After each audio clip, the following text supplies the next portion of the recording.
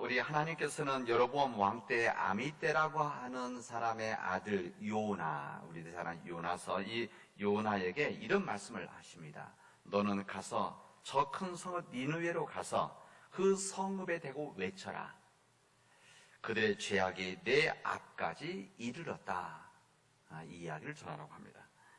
그러나 이 요나는 하나님의 얼굴 피해서 니느웨로 가지 않고 다시스로 가겠다고 작정을 하고 요바에 내려가서 다시스로 가는 배를 타게 되어집니다. 이 주님이 말씀하신 니느웨로 가지 않고 다시스로 가는 이 요나는 다시스로 가는 이유가 있었습니다. 니느웨를 거부한 이유가 있는 거죠. 왜 그런가 하면 자기 민족을 못살게 굴었던 아수르인데 뿐만 아니라 그냥 하나님 말씀대로 하면 그들은 죄악으로, 그들이 지은 이 죄악으로 인해서 그냥 놔두기만 해도 다 죽어가는 상황인데 왜 하나님은 그들을 구원하시겠다고 하시는 건가? 그의 죄악이 앞에까지 이르렀다고 하는 것은 회개하는 말 아닙니까? 그래서 멸망하실 거면 이런 얘기도 안 하셨겠죠. 그러나 하나님은 그들에게 거룩한 회개할 수 있는 기회를 주시는데 너희들의 죄악이 내 앞에까지 이르렀다. 가로 열고 회개를 해라. 이 이야기 썼습니다. 근데 이것을 요나는 이해하고 받아들일 수가 없었습니다. 그런 요나는 큰 풍랑으로 바닷속에 빠졌고 바닷속에 빠진 이 요나는 큰 물고기 속으로 들어가게 되었습니다. 빠지게 되죠. 그리고 하나님의 은혜로 다시 육지로 나오게 되어져서 하나님께 다시 말씀, 너는 일어나서 니느웨로 다시 가라 말씀하십니다. 요나는 하나님 말씀대로 길을 떠나서 니느웨로 갔습니다. 이 니느웨는 걸어서 3일이나 걸릴 수 있는 큰 도시였다. 차를 타고 간 게 아니기 때문에 옛날은 걸어 다녔으니까 이런 큰 도시였다고 합니다. 이 사흘째 되는 이 니느웨에서 그는 하루길을 돌아다니면서 큰 소리를 외쳤습니다. 40일만 지나면 니느웨가 무너진다. 이런 이야기였었습니다. 이 요나의 마음과 상황으로 보아서는 아마 그렇게 진지하게 이야기하지 않았을 것입니다. 왜? 그들이 무너져야 되는데, 그들이 망해야 되는데, 그들이 지은 죄뿐만이 아니라 자기들의 민족을 자꾸 못 살게 구는 이들이 무너져야 되는데, 혹시 이 회개를 외쳤다가 그들이 구원받으면 어떻게 되지? 이런 마음 속에서 어쩔 수 없이 이 회개하라고 하는 이 소리를 외쳤습니다. 어쨌든 이 요나가 하루 동안 말하고 다녔는데, 이게 요나 이야기 하나님의 말씀을 전달한 메신저 아닙니까? 메신저. 그러니까 예언자라고 하는 것은, 예언자는 대언자입니다. 대언자. 이 예자가 이것은 미리 예보할 때 미리 알려주는 그런 예자가 아니고 예금할 때 예자입니다. 예금할 때 쓰는, 그러니까 받아둔다는 말이죠. 그래서 이 예언자, 여기서도 대언자 이렇게 이야기하는데, 이 예언자였던 이 요나, 자기 뜻과 달리 주님의 말씀을 전한 겁니다. 회개하라고. 근데 하루 동안 말하고 다녔는데 이 모든 백성들로부터 왕까지 회개를 하는 겁니다. 왕이 베옷을 입고 회개를 하게 되어지니까 이 니느웨 성에 놀라운 일들이 일어나게 되어진 겁니다. 결국 하나님께서는 뉘우치는 회개하는 그들을 보고 재앙을 내리지 않으셨다라고 하는 것이 요나서의 말씀입니다. 이 요나의 회개 외침, 회개하라고 하는, 너희들의 죄악이 주님 앞에 이르렀다라고 하는 회개하라는 이 외침은 그들에게는 진정 복음의 소식이었습니다. 왜? 복음이 뭡니까? 기쁜 소식이지 않습니까? 이 기쁜 소식이죠.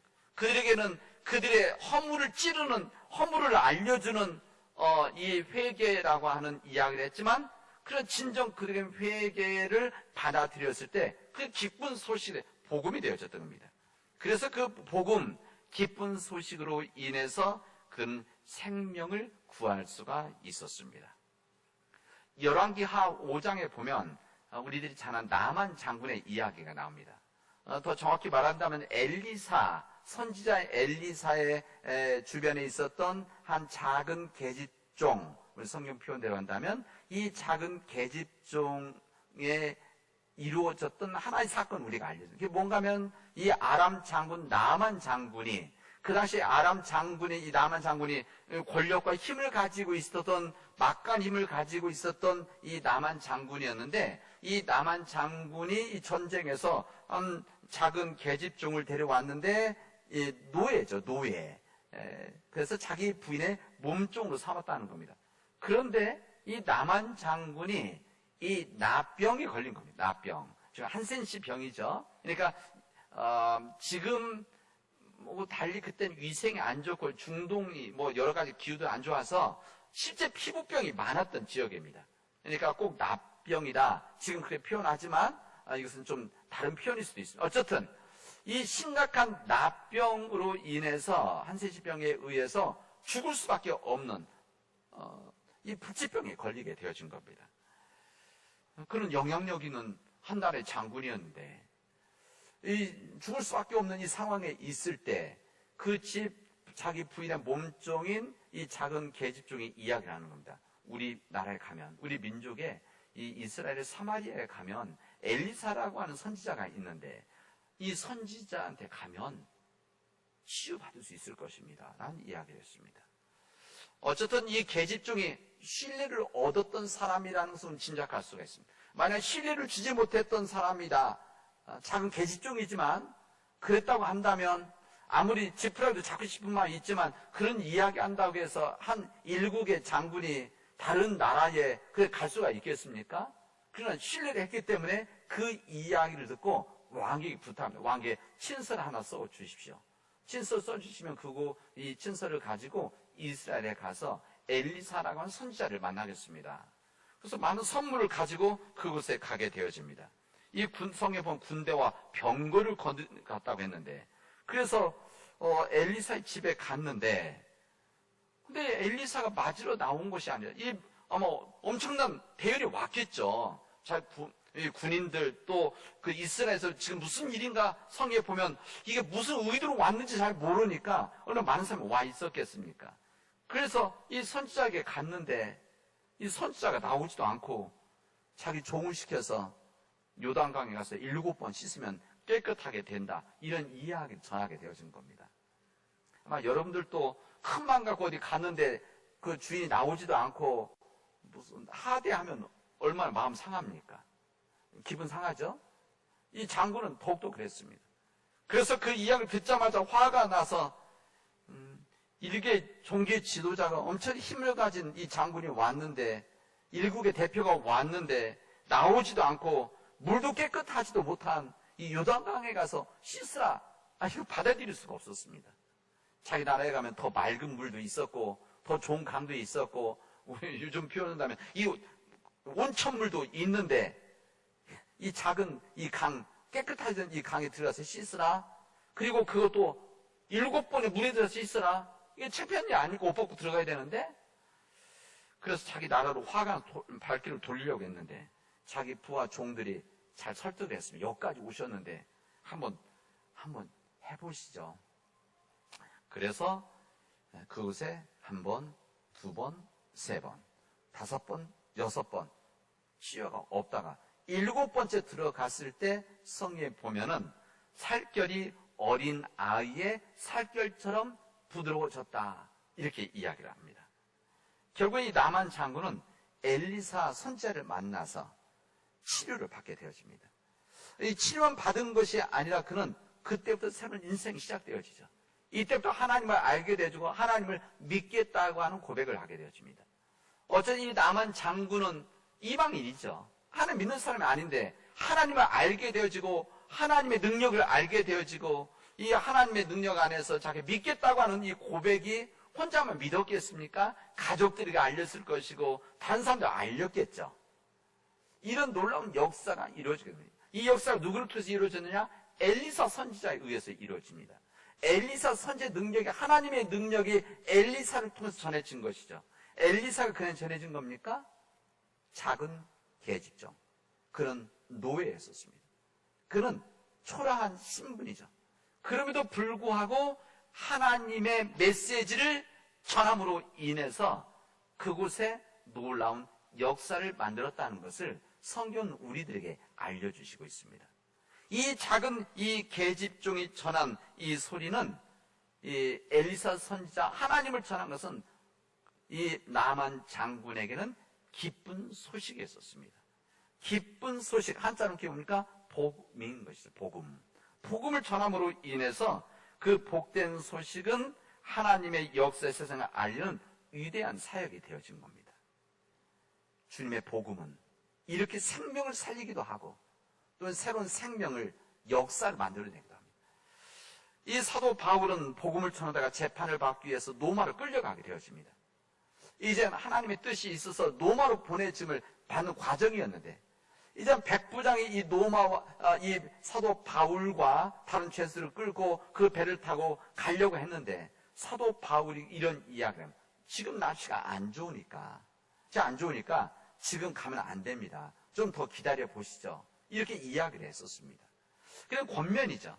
그런데 이 선장과 선주가 그런 이야기를 했습니다. 지금 가도 된다. 뭐 그런 이야기죠. 왜 이런가 하면 빨리 이게 로마로 가야만 자기들 배에 실었던 물건을 빨리 팔아서 이게 돈으로 되는 것이고 또 돈으로 더 물건을 사서 와서 또 장사를 해야 되는 뭐 이런 과정 속에서 이 백부장은 누구 말을 듣는가 하면 하나님의 종인 이 사도 바울의 이야기를 듣지 않고 선장의 선주의 이야기를 듣고 출항을 하게 되어집니다. 근데 얼마 가지 않아서 그곳에서 유라굴로라고 하는 광풍을 만나게 되어집니다. 유라굴로 광풍을 만나서 이 배에 타고 있었던 모든 사람들은 생명의 위협을 느꼈습니다. 그 생명의 위협을 느끼면서 자신들이 살기 위해서 자기 배에 있던 모든 화물들을 다 바다에 던져버렸습니다. 살기 위해서.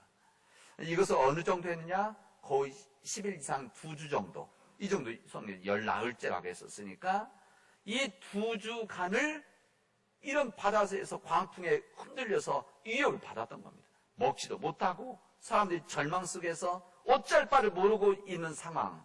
뭐 사도 바울의 예외가 되겠습니다. 이 사도 바울도 인간인데 그 안에서 얼마나 힘들었겠습니까? 지쳐있고 먹지도 못하고 이런 상황 속에서 이 사도 바울은 그들에게 말합니다.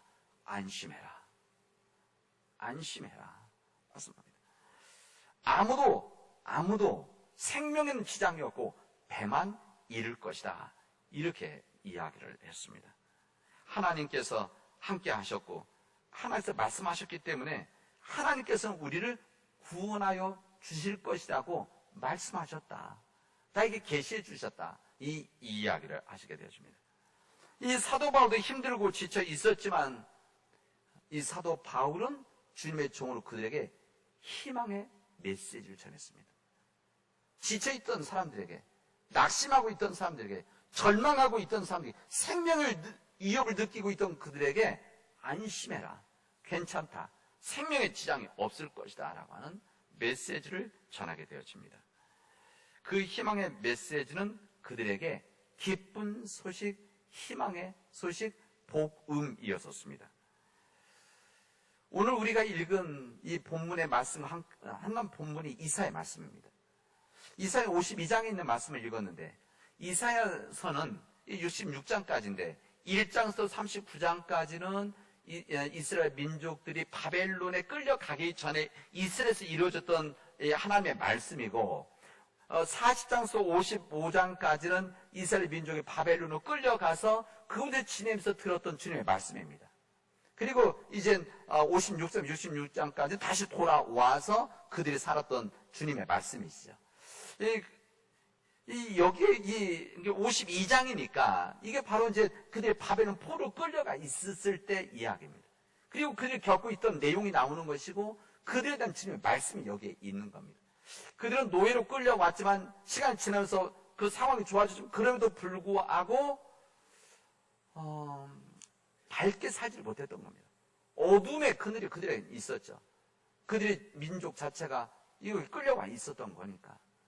그리고 그들 마음속에는 자기 고향으로 돌아가야 되겠다라고 하는 하나님의 성전이 있는 예루살렘 돌아가야 된다라고 하는 그런 마음들, 간절함이 있었습니다. 그런 이스라엘 민족들에게 절망의 상황에 있는 그들에게 이사야 선지자는 오늘 말씀을 이 구원의 소식을 그들에게 전해줍니다. 오늘 이 말씀, 좋은 소식을 전파하며, 좋은 소식이 뭡니까? 기쁜 소식이고 복음이죠.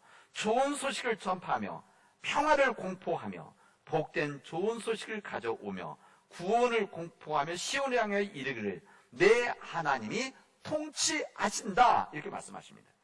아무리 우리가 지금 노예로 끌려와서 여기서 살고 있지만, 때로는 절망 속에서 낙심 살고 있지만, 이 모든 일들 가운데 오직 우리 하나님이 통치하고 계신다. 무슨 말입니까? 염려하지 말아라. 걱정하지 말아라. 우리에게는 아직도 살아있는 희망이 우리에게 있는 것이다. 그리고 시온을 향해서 이르기를 내 하나님 통치한다 하는 자의 산을 넘어가는 발이 어찌 그리 아름다운가. 이 구원의 소식을 전하는 자들, 희망의 메시지를 전하는 자들의 발이 얼마나 아름다운가. 이 메시지를 이사야 선지자는 전하게 되어집니다.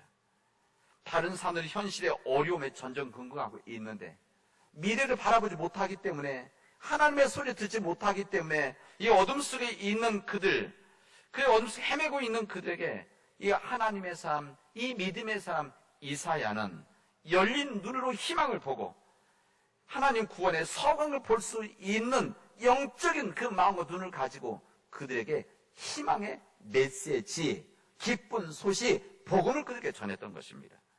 그 희망의 소식을 전하는 이 복음을 전했던 이사야 선지자가 있었기 때문에 그는 그들의 힘들고 어려움을 이겨나갈 수가 있었고, 그들이 다시 해방돼서 자기 나라로 돌아간다라고 하는, 그 다시 하나님의 백성 돌아간다는 이 희망을 가지고 어려움을 이겨나갈 수 있었다는 것을 우리에게 알려줍니다.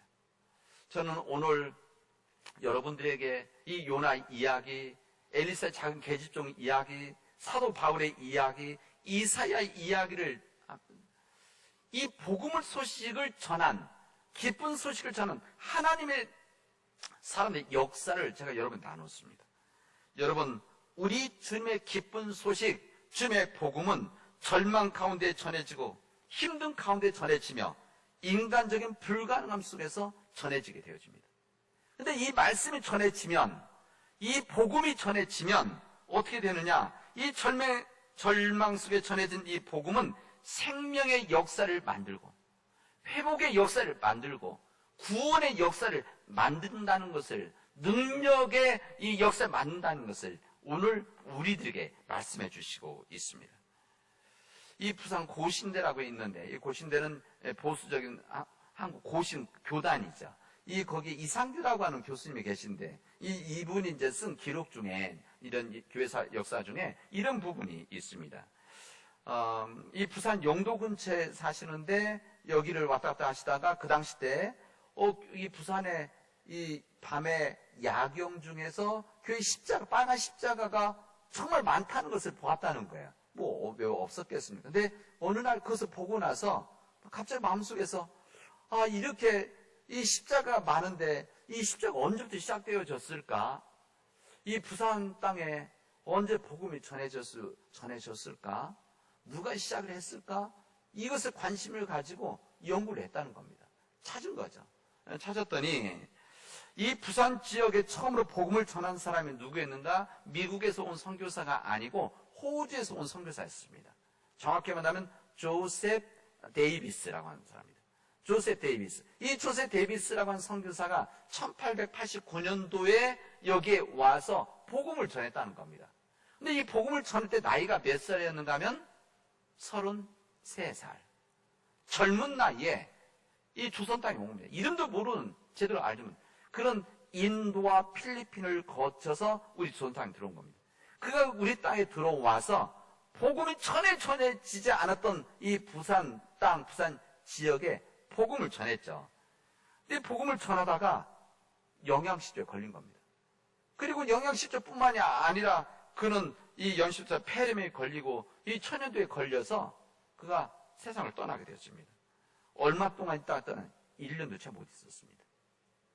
처음 왔던 선교사가 와서 1년 정도의 복음을 전하다가 그냥 병으로 그냥 살았답니다. 그래서 그는 하나님의 부름을 받고 부산 앞바다가 보이는 산에 매장되어졌다. 이렇게 역사는 말하고 있습니다.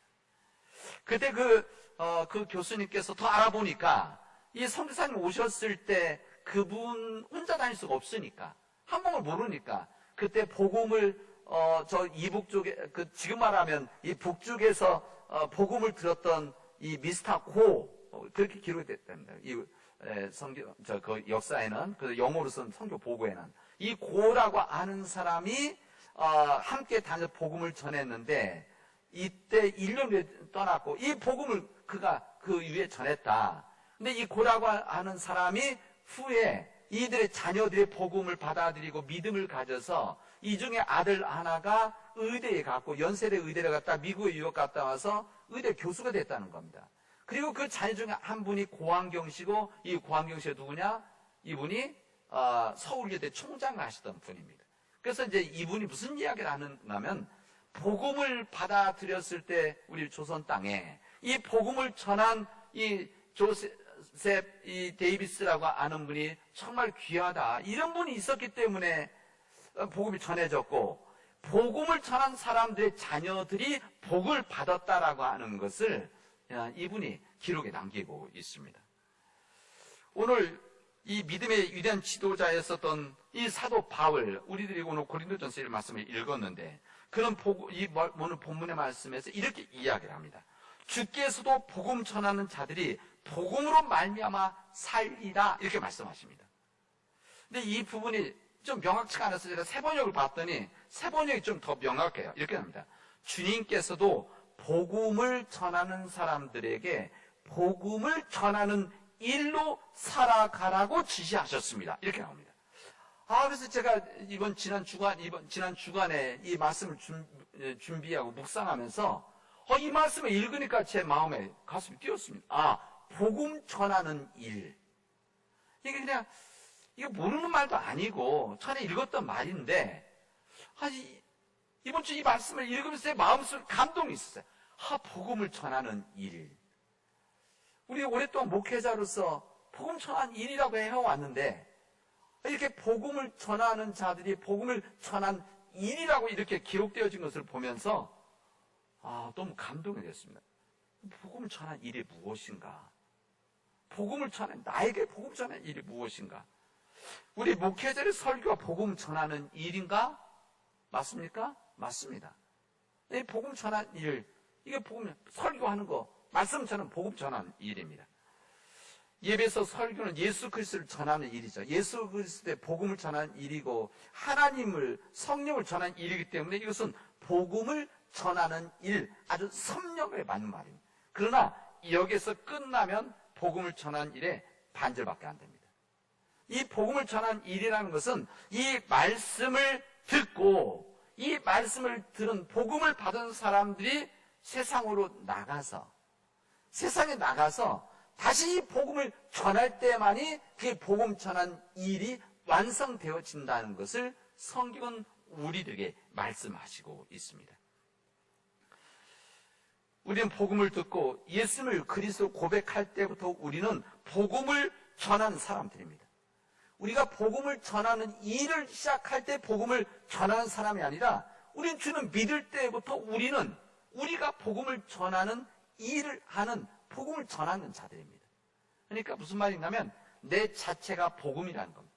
내 자체의 삶 자체가 복음 전하는 일이라는 겁니다. 내 살아가는 모든 것이 복음을 전하는 일이 되어진다. 이 복음 전하는 이 일을 사도 바울은 이것을 자랑스럽게 여겼습니다. 그리고 오늘 성경 본문에 그렇게 되어 있지 않습니까? 내가 복음 전하는 일이 절대 나에게 자랑이 아니다. 이 복음 전하는 일, 내가 복음을 전하지 않으면 나에게 화가 미칠 것이다. 이렇게까지 이야기를 합니다. 이 사도 바울의 그런 믿음의 열정이 있었기 때문에 그가 뿌린 믿음의 씨앗으로 인해서 아시아와 아프리카와 이 유럽에 복음이 전해진 것이고, 그 복음이 2000년 동안 전해져서 우리 조선 땅에 전해지고, 이 복음의 씨앗을 뿌리는 이 선교사님들에 의해서 우리 조선 땅에 지금의 우리의 예배가, 우리 기독교는 되어진 것입니다. 여러분, 오늘 주님은 이 말씀 하시면서 우리 복음서 말씀 뭐라고 하십니까? 추수할 것은 많으나 진정한 추수할 일꾼이 적다 이렇게 말씀하십니다. 이 말씀은 주님께서 이 제자들에게 70명 묶어서 복음 전하는 일을 시작하게 하셨는데 주님이 떠나실 것을 아셨기 때문에 이 제자들을 통해서 보내시는 일을 하시면서 하신 그 말씀입니다. 추수할 것은 많은데 지금 추수해야 될 일들이 많은데 추수할 일꾼이 부족하구나. 저는 이 말씀이 지금 우리 시대에 주신 주님의 말씀을 생각합니다. 지금 우리 사회가 가지고 있는 여러 가지 어려운 문제들이 많이 있습니다. 우리 당장 코로나 바이러스부터 시작을 해서 경제적인 문제, 사회적인 문제, 또 기후 문제, 이런 모든 문제들이 지금 우리 어려움 속에 있습니다. 때로는 이 일 가운데 우리 기독교가, 우리 주님의 백성들이 우리 주님 말씀대로 한다면 빛이 되어지고 소금의 역할을 감당해서 이 일을 감당해야 될 이 사명이 우리 교회에 있는데 우리가 그렇지 못한 있는 우리 현실을 여러분들은 알고 계실 겁니다. 때로는 사람들이 손가락질 할 때도 있고 교회에 대해서 비난하기도 하고 또 교회에 대해서 이 소망을 갖지 않는 그리고 이 그들의 관심 속에서 이 교회가 벗어나 있는 것을 볼 때 저는 목회자로서 너무 마음이 아프기도 하고 부끄럽습니다. 그럼에도 불구하고 주님은 우리에게 말씀하시는 겁니다. 너희들은 세상의 소금이고 빛이다. 그리고 너희들이 복음을 전하는 일에 부름을 받은 사람들이다. 너희들은 절대 어둠 탓하지 말고 작은 촛불을 켜는 믿음의 사람들이 되라. 그렇게 살아가면 된다. 그리고 나머지는 하나님께 맡겨라. 이것이 주님의 말씀입니다. 주님께서 말씀하신 추수할 일꾼이 부족한 이때에 그 사람이 누군가? 추수할 일꾼이 이 부름받은 이 세상에서 이 세상 구원해야 될 이 추수할 일꾼이 누군가? 주님의 일을 할 사람이 누군가? 누굽니까? 우리들입니다. 우리 가정입니다. 우리 교회입니다. 다른 사람들이 해줄 수 있는 것이 아닙니다. 사랑하는 우리 믿음의 교우 여러분, 우리는 남원이라고 하는 이 땅에 우리는 부름을 받은 사람들입니다. 우리의 선교지, 우리 받은 은혜를 나누는 해외 선교지가 있다고 한다면 또 믿음의 일을 감당하는 교회들 협력하는 일이 있다면 가장 가까이 있는 우리들에게 선교지는 이 남원 땅입니다. 이 남원 땅에서 여기 죽어가는 영혼들, 잃어버린 영혼들, 하나님 모르는 영혼들을 구원해야 될 이 거룩한 책임이 사명이 우리에게 주어져 있습니다. 이 일이 뭐냐? 우리가 추수해야 될 일들입니다. 우리 사랑하는 우리의 믿음의 교우들이 이 말씀을 우리 믿음으로 받아들이고 이 믿음 안에서 우리가 결단해서 이 남원 땅에서 우리에게 허락해진 이 남원에서 진정 우리 교회가 구원의 방주가 되어져서 이들을 구원하는 믿음의 공동체가 되어지는 믿음의 역사가 우리 교회 안에서 이루어지기를 바랍니다. 그리고 그 일을 감당하도록 합시다. 이 일은 어려운 일입니다. 힘든 일입니다. 힘든 일이기 때문에 마치 이 일일대 속에 보내는 양들과 같다 이렇게 주님 이야기하시는 거 아닙니까? 그만큼 힘든 일이다. 그리고 이 길이 십자가의 길이기 때문에 이 십자가의 길을 우리가 선택하지 않으면 못 가는 길입니다. 우리 사람 믿음의 교우 여러분, 이 믿음의 십자가의 길을 우리 함께 걸어가도록 합시다. 우리가 이 지역에 아직도 하나님 모르는 자들, 이 하나님 모르기 때문에 잃어버린 영혼들, 죽어가는 영혼들, 우리에게 맡겨주신 거룩한 책임 아닙니까? 이 추수할 일, 이 거룩한 일에 함께하는, 그래서 주님 부름을 받은 믿음의 동역자들이 되어질 주님의 이름으로 축원하겠습니다. 기도합시다. 하나님 감사합니다. 우리에게 믿음 주시고 믿음의 교우들을 주시고 교회를 주신 것 감사합니다. 주님 우리가 허락해 주신 이 땅에서 이 산지에서 죽어가는 영혼들, 잃어버린 영혼들, 하나님 모르는 불쌍한 영혼들을 구원하는 구원의 방주로서의 우리 교회가 되게 하시고 우리 사랑하는 믿음의 일꾼들이 되어지도록 역사하여 주시옵소서. 이 모든 말씀을 예수님의 이름으로 기도합니다. 아멘.